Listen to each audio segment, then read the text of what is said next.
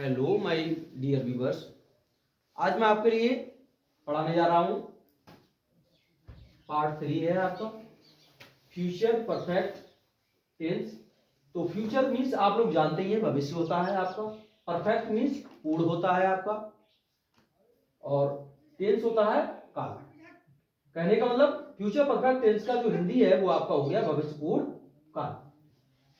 तो इस टेंस में जैसा कि आप लोग जानते ही हैं इसकी जो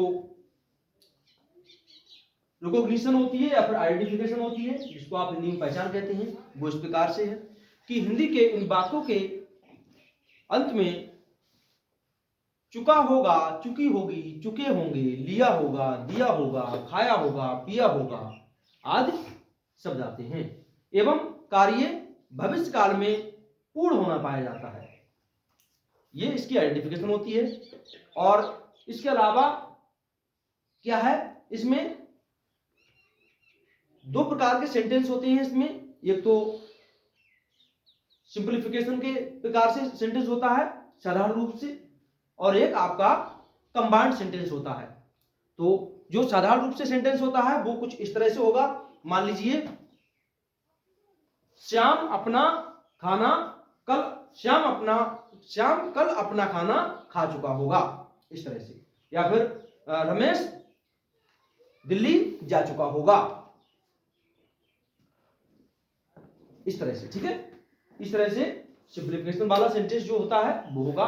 तो इस सेंटेंस का जो इंग्लिश अनुवाद करेंगे तो उस समय हम क्या करेंगे, जो मेन वर्ब होगी उसकी थर्ड फॉर्म का यूज करेंगे। जैसा कि परफेक्ट में आप लोग जानते ही हैं थर्ड फॉर्म का यूज करते हैं, तो मेन वर्ब की थर्ड फॉर्म का यूज करेंगे।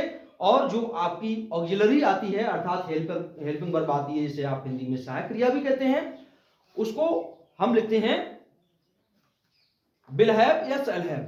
क्या लिखते हैं, विल हैव या शैल हैव। तो विल हैव या शैल हैव लिखेंगे पर्सन के अनुसार। जैसे कि पर्सन अगर आपका फर्स्ट पर्सन है आई वी तो आप लिखेंगे शैल हैव, और पर्सन आपका सेकंड पर्सन यू है या third person he she it या फिर कोई एनी नाउन है तो आप क्या करेंगे, विल हैव को लिखेंगे। ठीक है, उसके बाद में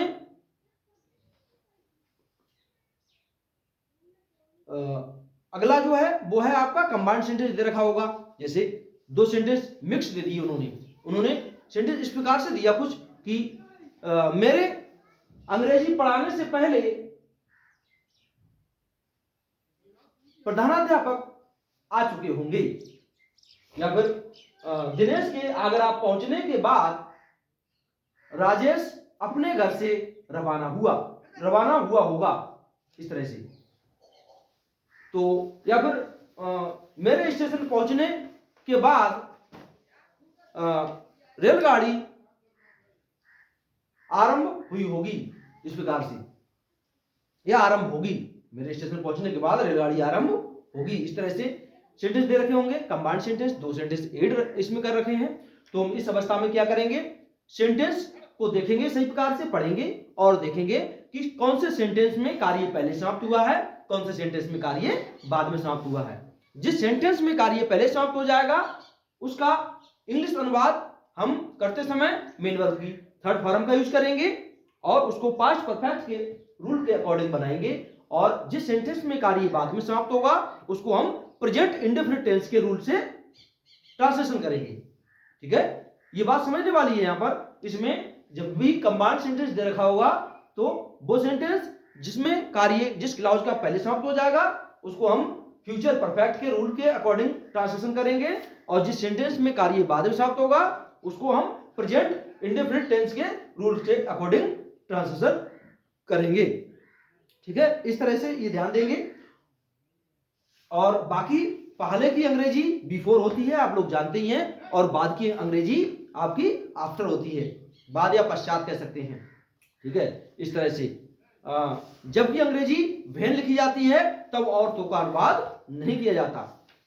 इस तरह से हम ट्रांसलेशन करेंगे और बाकी विस्तार पूर्वक अभी मतलब बताने वाले हैं, लिखवाने वाले हैं हम आपके लिए। तो चलते हैं बोर्ड की ओर और देखते हैं। और हाँ, एक विशेष पहचान, अगर सेंटेंस के बीच में पहले शब्द दिया गया होगा तो अंतिम वाला जो सेंटेंस है उसमें कार्य पहले समाप्त हो जाएगा। यदि सेंटेंस के बीच में यदि बाद या पश्चात शब्द दिया गया होगा तो अंतिम वाला सेंटेंस जो भी बाद या पश्चात के बाद आया है उसमें कार्य बाद में समाप्त होगा। ठीक है, ये विशेष पहचान है। वैसे तो आप पहचानेंगे ही सेंटेंस में पहले क्या है कार्य या बाद में कौन से में समाप्त हुआ है, लेकिन ये विशेष पहचान है कि पहले शब्द दिया होगा सेंटेंस में तो उसके बाद जो सेंटेंस आया होगा या क्लॉज आया होगा उसमें कार्य पहले समाप्त हो जाएगा, और जब सेंटेंस के बीच में बाद या पश्चात शब्द रखा होगा तो उसके बाद में जो क्लॉज आया है अर्थात उपवाक्य आया है, वाक्य आया है, संक्षिप्त वाक्य, तो उसमें कार्य बाद में समाप्त होगा। ठीक है, तो चलते हैं बोर्ड की ओर। तो बोर्ड में जो आइडेंटिफिकेशन बताई थी हमने तो वो है, देखो, इन हिंदी वाक्यों के अंत में चुका होगा, चुकी होगी, चुके होंगे, लिया होगा, दिया होगा, खाया होगा, पिया होगा आदि शब्द एवं मेन वर्ब मुख्य क्रिया के अंत में आ, ई, ए आदि अक्षरों की ध्वनि सुनाई देती है तथा कार्य भविष्य काल में पूर्ण होना पाया जाता है। अफर्मेटिव सेंटेंस देखेंगे तो अफर्मेटिव सेंटेंस को हिंदी में हम क्या कहते हैं? अफर्मेटिव को आप लोग जानते हैं सकारात्मक कहते हैं, सेंटेंस को वाक्य कहते हैं। देखो जो कह सकते हैं एजेटिव सेंटेंस है, एजेटिव सेंटेंस को आप लोग जानते हैं हिंदी में स्वीकारात्मक वाक्य कहते हैं। एजेटिव सेंटेंस के दो रूप होते हैं, अफर्मेटिव और नेगेटिव। तो यहां उसका एक रूप अफर्मेटिव दे दिया गया है, अब आगे नेक्स्ट आपको नेगेटिव रूप उसका दिया जाएगा जिसको यहां पर हिंदी में हम सकारात्मक वाक्य कह रहे हैं अफर्मेटिव सेंटेंस को। इसके रूल कुछ इस प्रकार से हैं।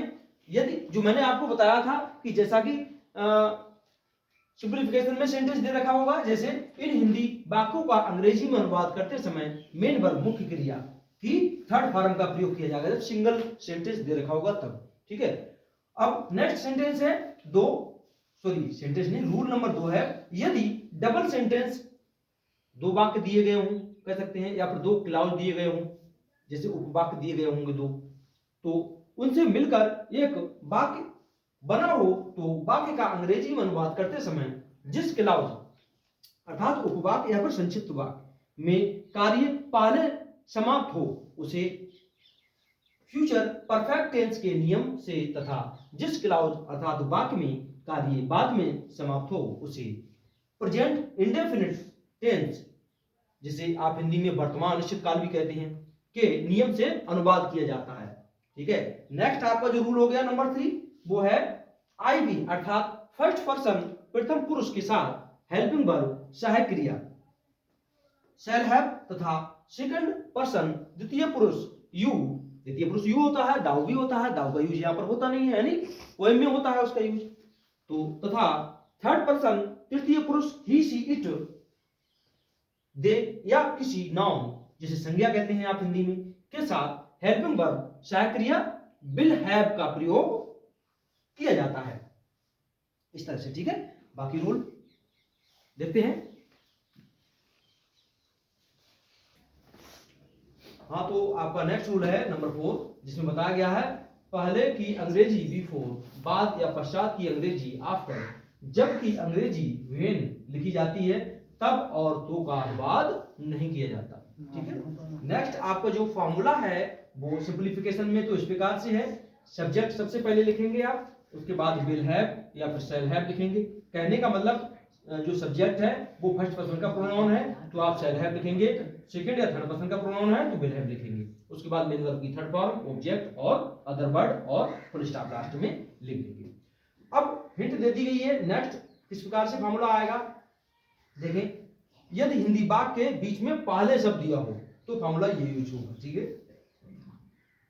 तो इसमें पहले सब्जेक्ट फिर विल हैव या shall have plus main verb की third form plus object plus OW plus before, अर्थात यहाँ पे ओडब्ल्यू का मतलब अदर वर्ड होता है। ठीक है, बिफोर के बाद सब्जेक्ट प्लस मेन वर्ब की फर्स्ट फॉर्म प्लस ऐसे yes plus object plus other word plus full stop. देखो हम यहाँ पर किसकी बात कर रहे हैं, देखो अंतिम वाला जो लास्ट में सेंटेंस दिया गया होगा या क्लॉज दिया गया होगा उसका अनुवाद सबसे पहले किया जाता है। तो ये सेंटेंस लास्ट में दिया गया था इसलिए इसका अनुवाद सबसे पहले किया जा रहा है, जो कि पास्ट परफेक्ट के रूल के अकॉर्डिंग बनाएंगे, और ये सेंटेंस स्टार्टिंग में था जिसे हम प्रेजेंट इंडेफिनिट के रूल के अकॉर्डिंग बनाएंगे, इसको सबसे बाद में ले जाएंगे लास्ट में। अब हिंट नेक्स्ट दे रखी है, यदि हिंदी वाक्य के बीच में बाद या पश्चात शब्द दिया हो तो फॉर्मूला कैसे हम लिखते हैं। तो बाद या पश्चात दिया गया होगा तो जाहिर सी बात है अंतिम वाले सेंटेंस का अनुवाद सबसे पहले करेंगे, चाहे बाद या पश्चात दिया हो या पहले शब्द दिया हो। जब भी दो क्लास जुड़े हुए हैं तो अंतिम वाले सेंटेंस का अनुवाद सबसे पहले करेंगे। तो अंतिम वाला सेंटेंस क्या में आ जाएगा, प्रेजेंट इंडेफिनिट में।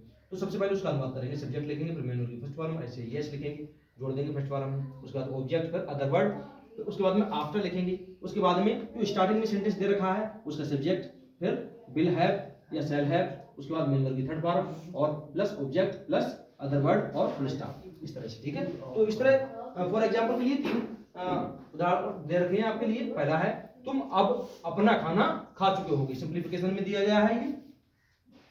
तो तुम की अंग्रेजी हम यू लिखेंगे, उसके बाद में यू सेकंड पर्सन का प्रोनाउन है इसलिए विल हैव आएगा इसके साथ,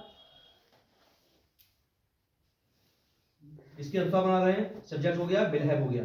ठीक है, अब क्या आएगा, मेन वर्ब की थर्ड फॉर्म। मेन वर्ब क्या है, खाना, ये तो नाउन हो गया, ऑब्जेक्ट कह सकते हैं इसे हम, ये वर्ब हो गया। ठीक है, तो ईटेन थर्ड फॉर्म में, ईट की थर्ड फॉर्म क्या होती है, ईटेन, सेकंड फॉर्म एट होती है। ठीक है, तो you will have eaten food.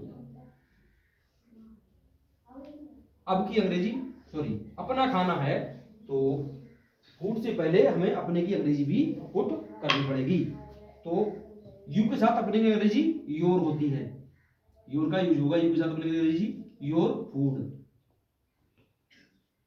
अब लिखा जाएगा नाउ, कुल मिलाकर इसकी इंग्लिश हो गई, you will have eaten your food now. तुम अब अपना खाना खा चुके होगे, तो इंग्लिश में कहेंगे you will have eaten your food now.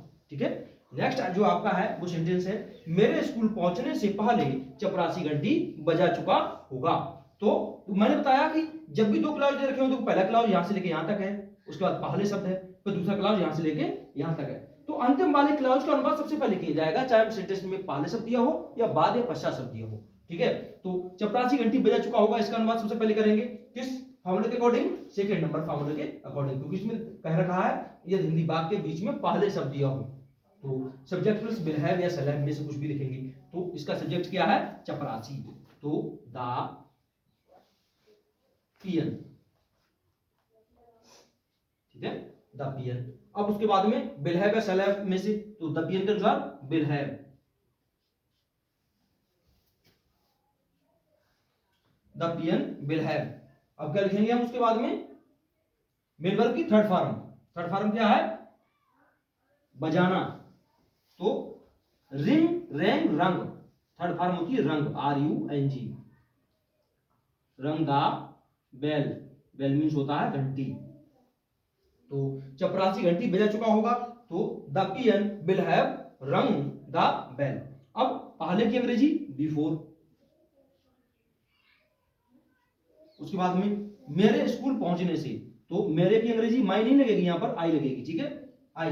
अब ये प्रेजेंट इंडेफिनिट का अकॉर्डिंग बनेगा, देखो इसमें दिया गया है बिफोर के बाद सब्जेक्ट प्लस में मेन वर्ब की फर्स्ट फॉर्म प्लस ऐसे ही है। तो मेन वर्ब क्या है इसमें, पहुंचना, तो रीच, रीच मीन्स होता है पहुंचना, फर्स्ट फॉर्म हो गई। अब आई के साथ, क्योंकि आई प्लूरल होता है जो प्रेजेंट इंडेफिनिट टेंस में, इसलिए इसके साथ मेन वर्ब की फर्स्ट फॉर्म के साथ एसएस नहीं जोड़ा जाएगा, सिंगुलर के साथ मेन वर्ब की फर्स्ट फॉर्म में एसएस जोड़ा जाता है। तो आई रीच कहां, स्कूल।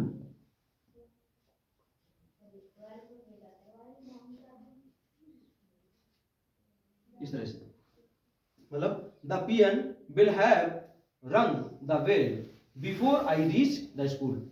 ठीक है, इस तरह से। नेक्स्ट है, तुम्हारे खाना खाने के पश्चात हमने अपना पाठ याद किया होगा। तो हमने अपना पाठ याद किया होगा, इसका अनुवाद सबसे पहले किया जाएगा, जैसी बात। तो इसका अनुवाद करते समय हम क्या करेंगे, हमने की अंग्रेजी बी। ठीक है, अब हमने पाठ याद किया होगा, मतलब इसमें काम बाद में समाप्त हुआ है, इसमें पहले समाप्त हुआ है, तो वो प्रेजेंट इंडेफिनिट के अकॉर्डिंग बनेगा। तो बी याद करना, लर्न, लर्न मीन्स होता है याद करना।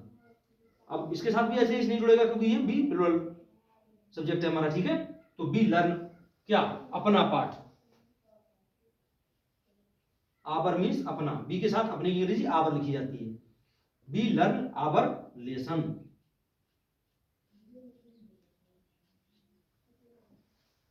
हमने अपना पाठ याद किया होगा, तो बी लर्न आवर लेसन, हमने अपना पाठ याद किया होगा। पश्चात की अंग्रेजी आफ्टर। उसके बाद में तुम्हारे खाना खाने की, तो तुम्हारे की अंग्रेजी योर नहीं लिखी जाएगी, यहां पर यू लिखी जाएगी, ठीक है, you.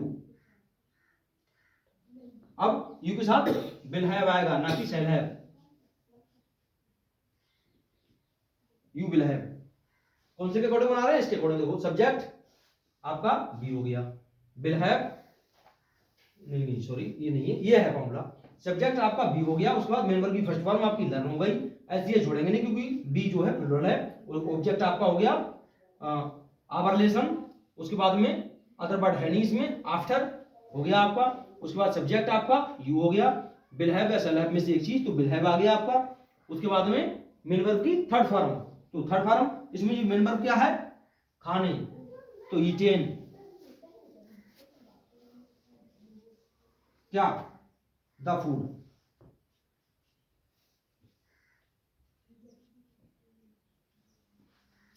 B learn our lesson after you will have eaten the food. इस तरह से आप इसका ट्रांसलेशन करेंगे, ठीक है। तो आज के लिए बस इतना ही, बाकी मिलते हैं नेक्स्ट वीडियो में। Please subscribe my YouTube channel and press bell icon and share videos with your friends and relatives.